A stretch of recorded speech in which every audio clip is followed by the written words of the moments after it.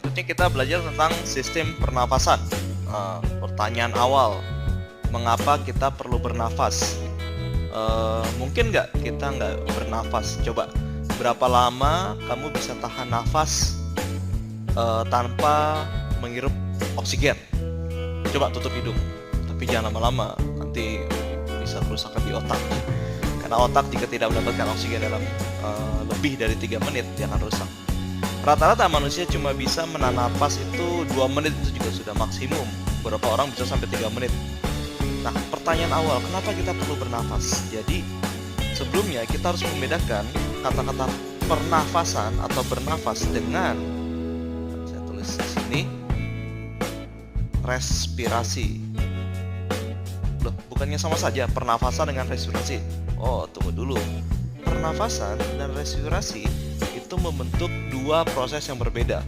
Kalau pernafasan itu adalah lebih mengacu kepada ini nih, proses pertukaran gas. Jadi antara karbon dioksida yang kita keluarkan dan oksigen yang kita dapat, itu namanya proses pernafasan.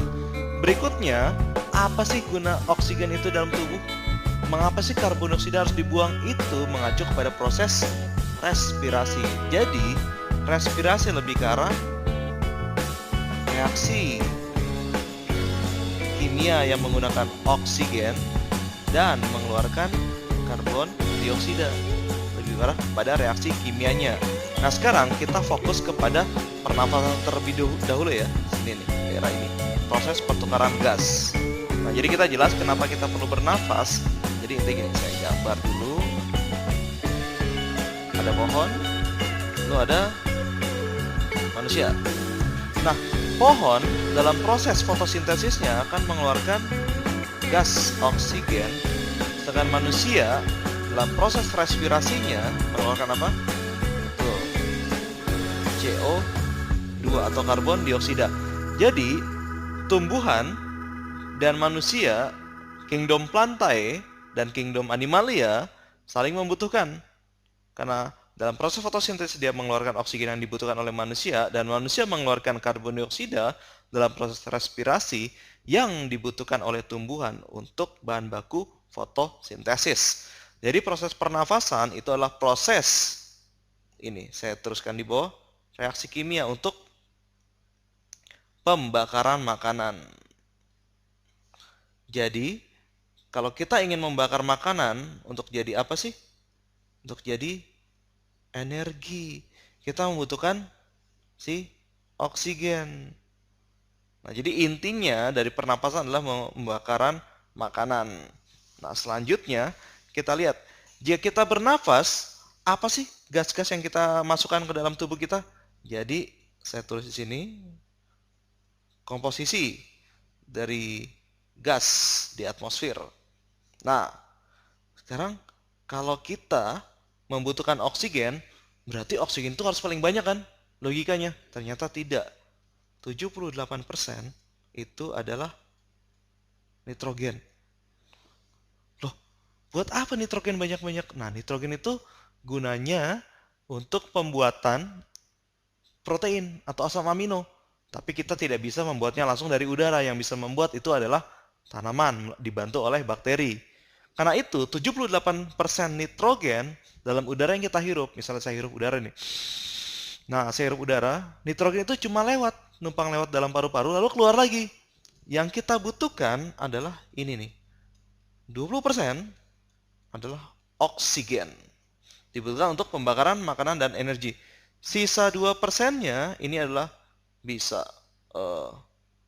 karbon dioksida dan helium, zat lain lah, gas-gas lain, argon yang banyak terdapat dalam udara. Tapi ini adalah dianggap tidak terlalu penting, 2% ini. Jadi yang paling penting adalah yang kita butuhkan oksigen untuk pembakaran. Nah, berikutnya kita akan melihat bahwa organ-organ yang dibutuhkan untuk menangkap oksigen ini sangat kompleks. Nah, kita buka halaman berikutnya. Saya hapus dulu bagian ini. Nah, saya hapus dulu.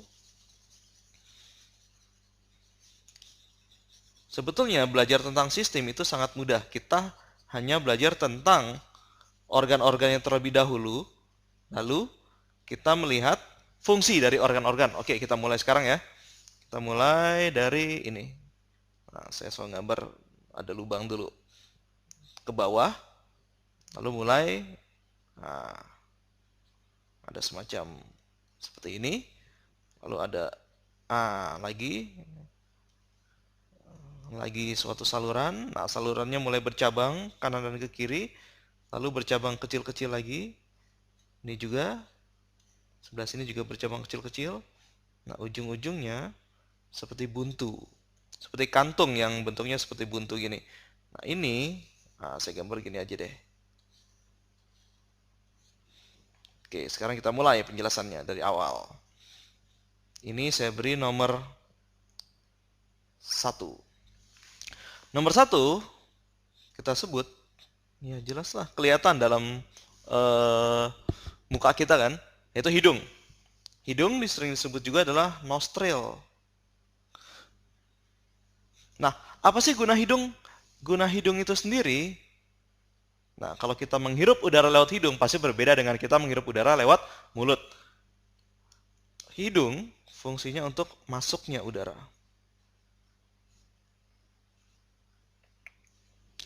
Masuknya udara bisa juga lewat mulut kan? Nah, lewat sini nih. Lewat bawah. Lewat sini. Tapi kenapa? Kita dianjurkan menghirup udara itu lewat hidung. Karena di hidung itu udara akan satu, dihangatkan sesuai dengan suhu tubuh. Dan yang kedua akan disaring. Karena hidung itu punya rambut. Ingat ya, kita menyebutkan adalah rambut, bukan bulu. Bulu itu hanya ada pada kelas Aves.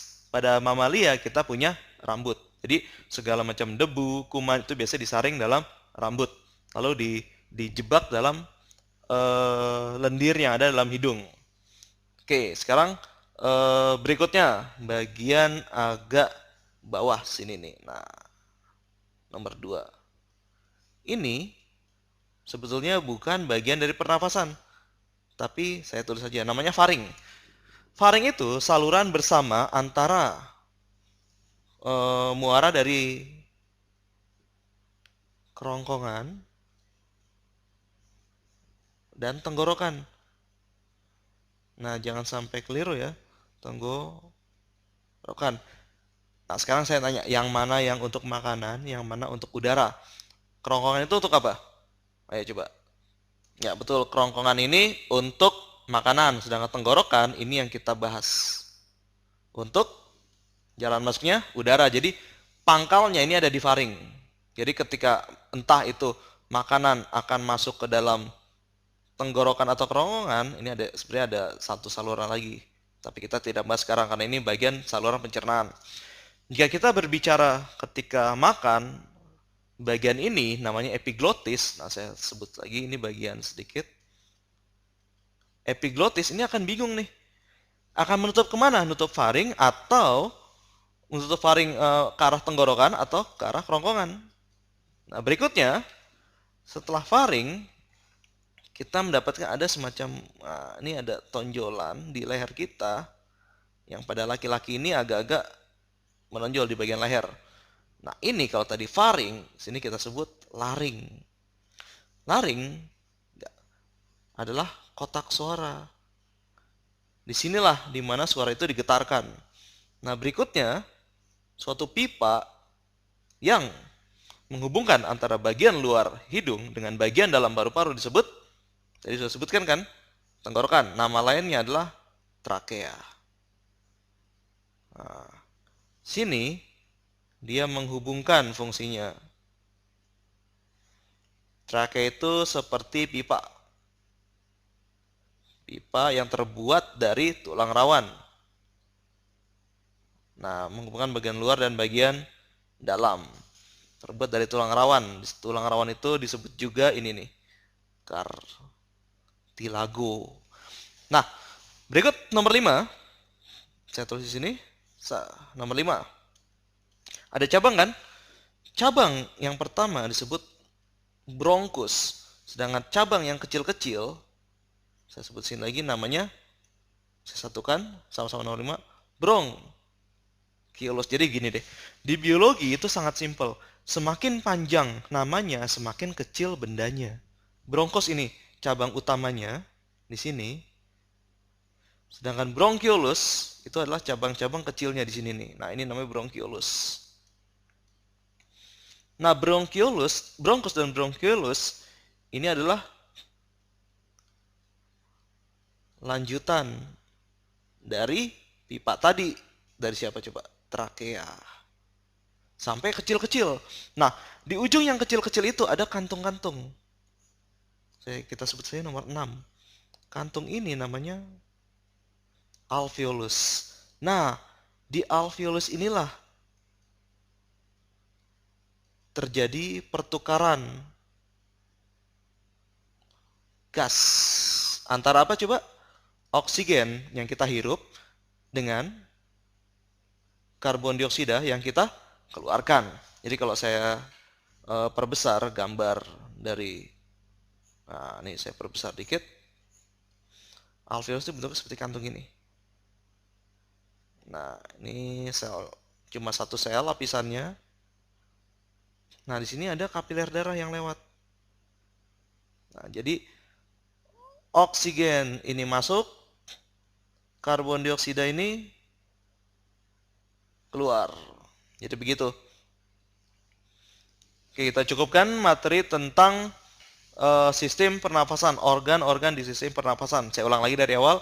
Hidung untuk masuknya udara, yaitu dihangatkan dan disaring. Turun ke bawah, kita bertemu dengan faring. Muara dari dua saluran, kerongkongan dan tenggorokan. Turun ke bawah lagi, kita ketemu laring, yaitu kotak suara, di mana udara yang lewat sini akan digetarkan oleh dan menggetarkan pita suara. Ke bawah ada suatu pipa yang menghubungkan bagian luar dan bagian dalam, terbuat dari tulang rawan, namanya trakea. Trakea akan bercabang-cabang menjadi bronkos dan bronkiolus dan berujung pada kantung yang dinamakan alveolus, tempat terjadinya pertukaran gas, oksigen, dan karbon dioksida. Oke, kita cukupkan materi tentang saluran pernafasan.